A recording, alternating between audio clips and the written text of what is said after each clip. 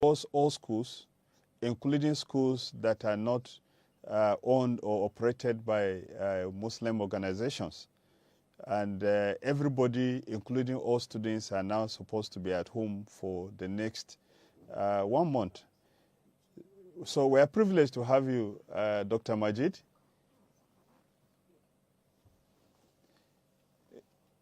I want to ask you one question that we should start with. Why did you write the article that you wrote? School children that are not Muslims in these states, who are not fasting, who are not obligated to fast, to stay off school, and you have infringed on their right to education in that 1 month, just because you're trying to do something that is not even Islamic in the first place. And let me state it clearly. If given the choice between education for children and fasting, Islamically speaking, education should come first before fasting. If a child cannot fast and go to school, such a child should rather go to school and not fast. Because the ink of a scholar is holier than the blood of a martyr. Yeah, education is an act of worship in itself. Dr. Majid, let me. Yes. That seems to be a little bit strange. The other day, a Muslim friend of mine called me and was angry that Christians have several holidays, Christmas, Sundays, and where should Christians be complaining about just 30 days? I think it's a complete misnomer and misinformation to say that Christians have holidays. The only Christian holidays that I know in Nigeria is the public holiday that the federal government declares on Christmas Day and the day after. Similarly, for Easter, too, federal government declares specific days as holiday for Easter celebration. The same way they declare specific days for celebration for Eid al-Adha or Eid al-Fitr, and even the Maulud, the birthday of the Prophet Muhammad, peace be upon him. The first term holiday you see, the second term holiday, and the third term holiday are not religious holidays. It is simply an academic calendar. And sometimes Ramadan holidays or Ramadan fast or even Ramadan or even Eid al-Fitr falls within some of these holidays. We cannot forget that what's operational in Nigeria is the Gregorian calendar, and the Islamic calendar shifts against the Gregorian calendar. So for instance, if children are on break for say third term between the month of September and maybe early November, there is a possibility that Ramadan could fall within this period. So children are home. Ramadan can also fall within the period of the second term holiday, which is usually between the ending of March and early April. It depends. It's the same thing with the first term holiday. So Ramadan has fallen into some of these holiday periods because it is shifting against the Islamic calendar, because we use the Gregorian calendar. But specifically for Christmas, nobody sends children out of school to go and celebrate Christmas. Christmas is fixed against the Gregorian calendar. So it is on 25th of December. It only happens to have fallen within the period of first term holiday in the calendar adopted in Nigeria against the Gregorian calendar. But for Christmas specifically, it is only 2 days that is given for Christmas celebration. The same way 2 days is usually given for Eid al-Kabir or Eid al-Fitr or any other Muslim religious festival. So the entire 2-3 months or whatever, depending on the length of break, it's not given because of Christian holidays. No, it's a misnomer to say so. And in any case, there is no injunction in the Islamic theology that says people must be given holiday for Ramadan. It's absolutely not there. That is the reason why, for instance, Muslims are supposed to have breakfast before the beginning of the day's fast. So that for those who must go out to work necessarily and still want to fast, you can have that residue energy to carry out your daily activities if you must earn money on daily basis. But most importantly, if you are infirm, if you are not able to fast, if your body still cannot carry it, you are exempted from it. You can feed other people who are fasting. You can be kind to other people who are fasting. There are many ways to make a recompense for not fasting if you cannot carry it. So for any child that is unable to fast while going to school, if given a choice between fasting and education, such a child should be made to carry on with the education rather than fasting.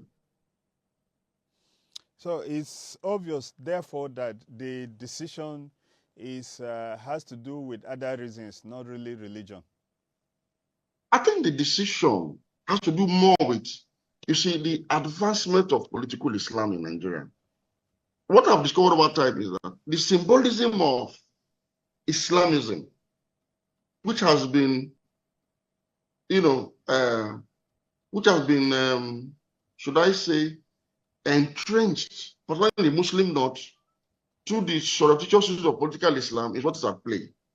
Many of the Muslim leaders in the North are very eager to demonstrate that we are doing everything possible to make this space, into an Islamic state of some sort. And that is why I said, look, the activities of state actors through the surreptitious of political Islam in a multi-religious country such as Nigeria that's supposed to be secular approximates to the intention of non-state actors like the Lakurawa and the Boko Haram. And that is why I've always argued that to defeat Boko Haram in the field of battle, you have to defeat the ideology that drives Boko Haram in the mainstream society. And I've always argued also that mainstream authorities and the political allies are continuously watering the seeds of radicalization, which has kept the free flow of radical insurgents willing to die in the battlefield to achieve the same goal of an Islamic state that some people are trying to achieve through political Islam, while some other people are trying to achieve through jihadism. And that is what I've also said, too, that if this is the case, if the Muslim North really wants Islamism to be the major determinant of societal values, government, and administration, including jurisprudence and law, then maybe we need to have a dialogue. Within the framework of restructured Nigeria, we can concede the Muslim North to those who simply want Islamism, including the Northern status that are fighting hard to achieve that. Why the rest of Nigeria can have what they want? So we need to have this conversation freely. And the views of Islamists in Nigeria does not represent that of the generality of Muslims. And it's important for some of us to let's point this out. I'm a Muslim, I practice Islam, but I consider Islamism an anathema to Islam, because where Islam simply seeks to convince, Islamism seeks to compel. And when you have compulsion in religion, you can never have peace and security. Okay, now let me ask you, what therefore do you think will be the implications? Some people have argued that in the light of school closure, the gap between the North and the South, especially those states in education, will keep increasing. I didn't hear that, sir. The gap between the North and South, yeah, and the South, educationally, will keep expanding if schools keep closing. No, it's a given. It's a no-brainer. And we've won this badge of honor of educational disadvantage for as long as I can remember in the Muslim North. And I've said it severally that Islam is not inconsistent with education, because education is neither Western nor Islamic. Education is simply a universal body of knowledge that has been enriched and contributed to by all civilizations, be it African, be it Asian, be it European, and of course Islamic too. So it's simply a body of knowledge that should be embraced without reservation. But unfortunately, Western education is presented in the North as a Judeo-Christian invention that is supposed to neutralize our Muslimness and probably, lead us astray, quote unquote. And that is the patterns you see, and the tendency towards sacrificing education for fasting, for instance. And it is dangerous because I keep saying this. If you talk about out of school children today in Nigeria, it is the North. We talk about Boko Haram insurgency, it is the North. The Nigerian state is struggling, is trying hard to combat the fallout, the outcome, the consequences of these very wrong religious and cultural choices being made in the Muslim North. And I'm beginning to wonder, are you sure the rest of Nigeria will be willing any much longer to endure the collective incineration of the Nigerian state arising from religious and cultural section of the Muslim North because of their distrust for what they consider as Western education. Even when this has no parallel anywhere in the Muslim world, because other than Northern Nigeria, I do not think of any other part of the world where education is held in such content to the extent that they are willing to sacrifice it for Ramadan fast. Even when fasting upon children is not even it's not mandatory, it's not obligatory. Yeah, I did observe that we did a search that it appears Nigeria is the only country in the world that has done that. Even in Saudi Arabia, I have not seen any reports that schools are closed because of fasting. It's unheard of, really. Like I said earlier, fundamentally, we are not supposed to go on holiday because of fasting. We're not supposed to. It's not something that is, we're not supposed to go into seclusion. We're not monks. We're supposed to fast without anybody know you are fasting. The essence of fasting is, look, when you deprive yourself of earthly pleasures, including food, drinks, and pleasure of the flesh, it is to simply give you an idea of what some other people are going through as their daily realities. Ordinarily, what Ramadan is supposed to do for a Muslim is to raise your level of empathy. Since you now know that there are people who are thirsty, not because they don't want to drink water, but because they don't have water to drink. There are people that are hungry, not because they don't want to eat food, but they don't have food to eat. And there are people that cannot afford the pleasure of the flesh, not because they don't want to, because they simply can't get it. So there are people that are living this deprived life we've lived in 30 days as their reality every day of their lives. So it makes you more charitable. It makes you have empathy. And if you're in a position of authority, what that's supposed to do for you is to make you deliver the dividends of democracy more, knowing that there are people that are starving the way you have been deprived of food throughout the day. There are people who have felt that you thirst perpetually because of the way you have also, in the same manner you have been deprived, you have deprived yourself of water, of drinking water throughout the day. So it's just to give you that idea. That is the essence. So it makes you a better person. So every year, it's like a orientation you go through to make you a better person. So when you look upon your fellow human next time, you look upon them with empathy, knowing that there are whose daily lives, their reality daily, perpetually, is the kind of thirst and hunger we've gone through in the last 30 days. That is the essence of Ramadan. We're not supposed to go to seclusion. And for school children, I must emphasize this again, for school children, there are children that are very good at fasting and are able to carry their workload. I've seen a lot of children like that. I've seen some that can simply not do it. They don't have the mental capacity to carry the workload. For children who cannot fast and go to school, they should jettison fasting and go to school.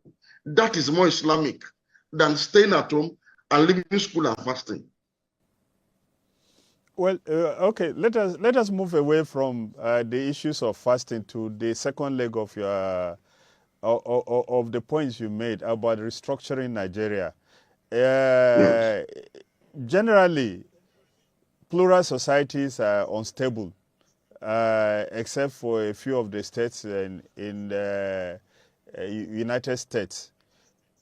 Do you think that we cannot walk around a situation where we can live together in peace rather than think about the issue that the cases of people trying to impose their ways on others? Ordinarily, Islam is a religion of peace. But unfortunately, I must admit that Muslims are not always peaceful. Why? Not because of Islam, but because of Islamism. You have to understand the meaning of Islamism.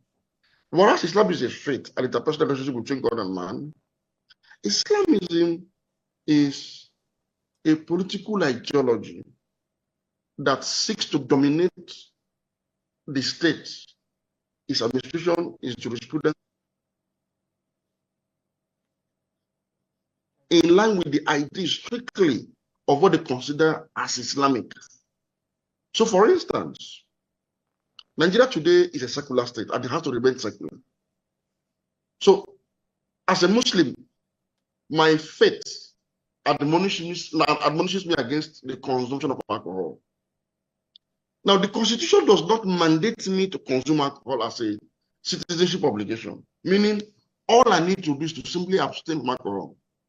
But if the other man, another Nigerian, his own faith, his own ideal, does not preclude him from consuming alcohol. He should consume it in peace, side by side me that does not take alcohol. Without me trying to force the state to implement my own values to ban alcohol consumption. It's as simple as that.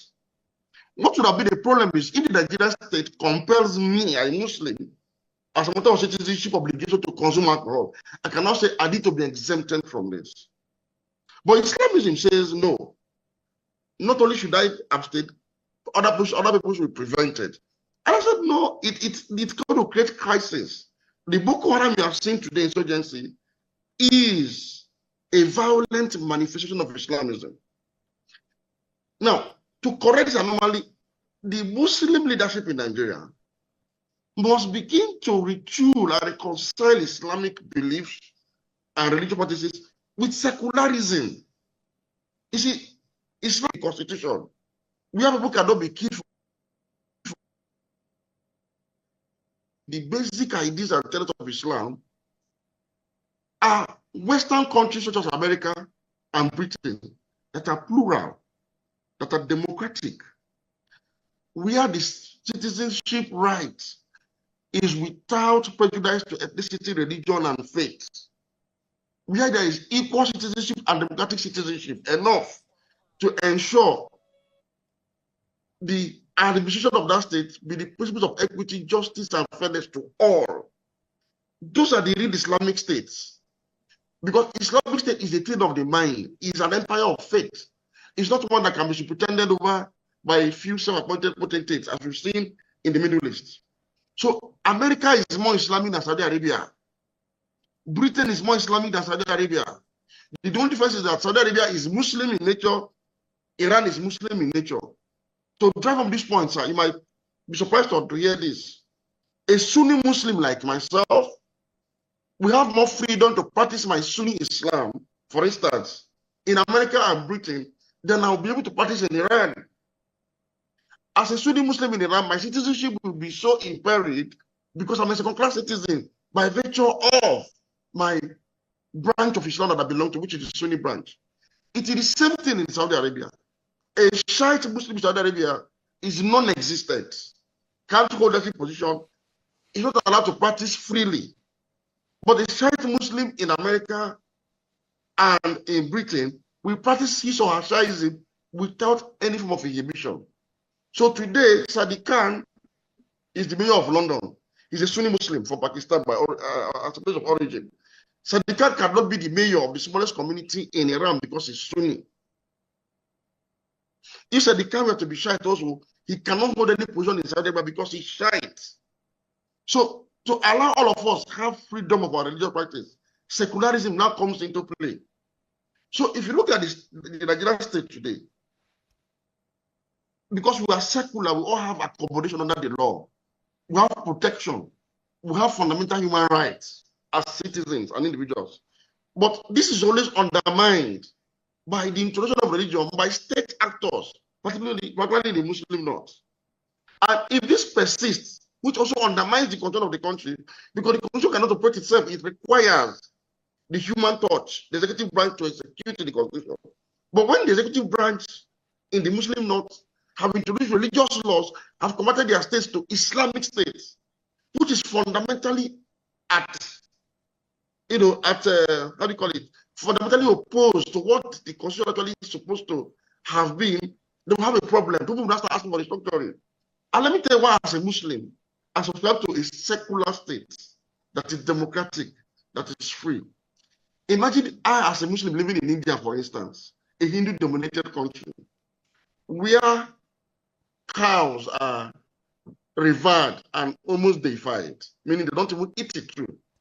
But I'm required to use cow to sacrifice, to make sacrifice for the Eid of Adha.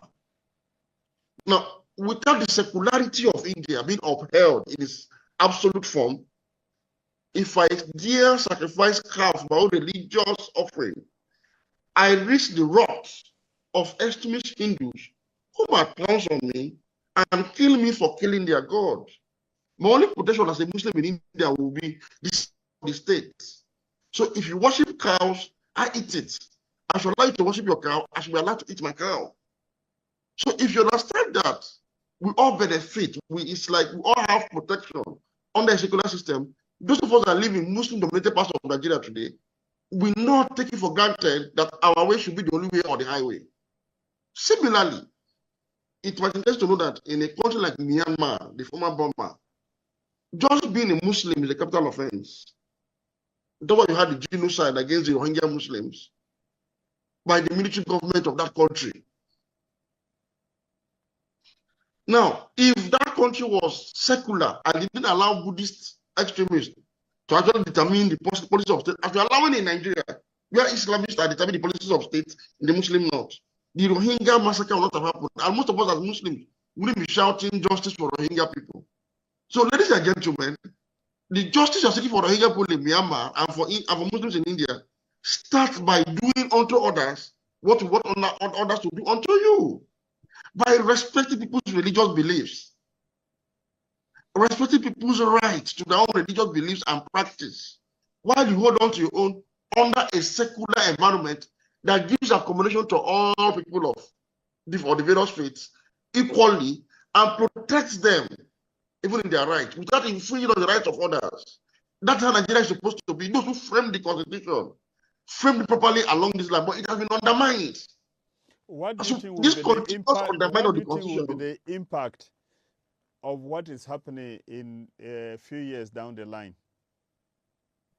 The rest of Nigeria might not be willing any longer to continue to be collectively incinerated, arising from the self-immolation of the Muslim North. And I've warned about this severally. You cannot set your own region on fire using Islamism and set it backwards and expect the rest of the country to bear the burden.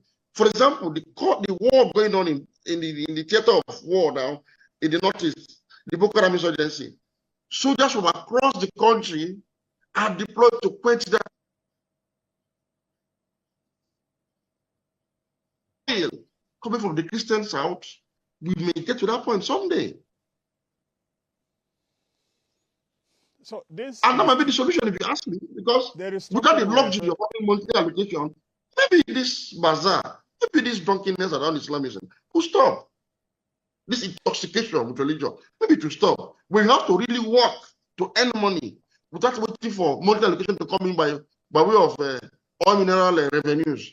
I am sure Islamism itself will disappear by itself because you now need to work. You need to now till the soil.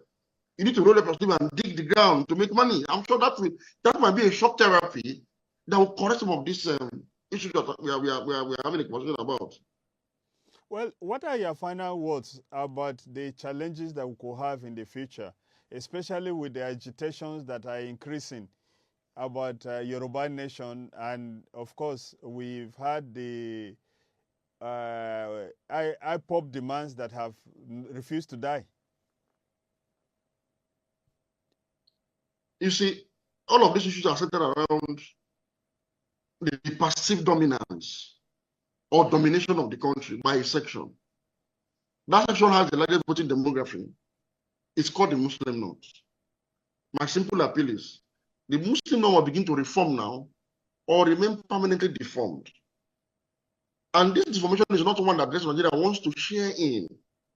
So there is a limit to which people can be willing to share in this burden that has been created by the Muslim North. So I speak to the Muslim North leaders today. Roll back every imprint of Islamism. Let us secularize Nigeria through and through. Let us operate straight from religion. Let's have a meritocratic society that thrives on the talents of the people. And if you do that, like water, we all find our levels. You see, it is a form of self-discrimination to assume that a child that is born in Sokoto and her name is Halima Musa and her ethnicity is probably Hausa-speaking Fulani is automatically inferior in mental and academic endowment to that Nneka that was born in Enugu. It's something we don't have. How do you just describe yourself as educationally disadvantaged, even at birth? So you now need to lower standards for one section of the country and another. And when it comes to employment and civil service and public office position, you now use quota system that now creates more opportunities for the same demographic. There's an imbalance that cannot continue. And we're saying all of this was brought about by wrong religious choices.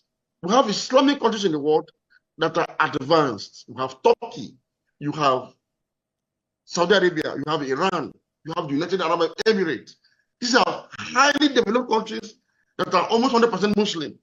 So we have to reform or remain permanently deformed in the Muslim North. We've been speaking with Dr. Dahiru Majid. Thank you very much for coming. You've explained yourself. We hope people are listening. Thank you very much, sir. You are very much welcome. Thank you for taking time from your fasting to speak to us. Thank you very much. All right. Off. I'll call him off. It's